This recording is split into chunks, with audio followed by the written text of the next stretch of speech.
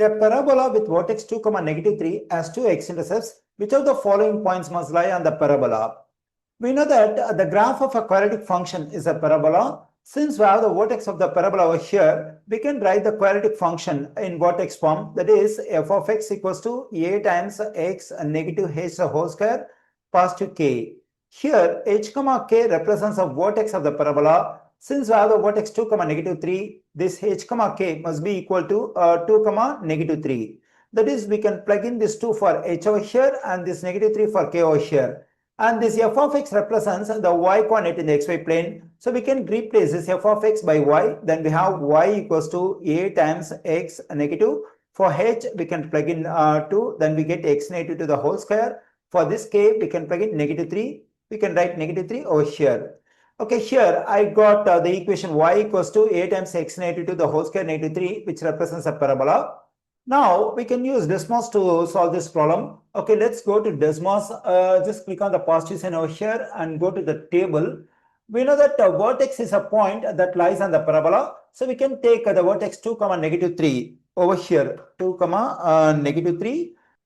Now I have to take this equation in Desmos. When I take this equation in Desmos, instead of y, I have to use y1. For equal sign, I have to use tilde sign. For this x, I have to take x1. Okay, now let me take this equation in Desmos. As I said, that is for y, we have to take y1. For equal sign, we have to take tilde sign. A times for x, we have to take x1 -2 the whole square -3. Okay, now let's consider the point in answer choice A, and we can include the point 0, -4 over here in table in Desmos, that is 0, -4. When I consider the point in answer choice A, I am getting a parabola which opens down over here, and the parabola does not intersect x-axis. According to the instruction, the parabola must intersect x-axis at two places because the parabola has two x-intercepts. Okay, here when I take the point in answer choice A, it does not meet the condition given in the question. The point 0, -4 in answer choice A will not lie on the parabola. Now let's consider the point we have in answer choice B, that is 3, -3. When I consider the point in answer choice B, here I don't get the parabola. I'm getting an horizontal line over here in Desmos. So the point 3, -3 in answer choice B will not lie on the parabola.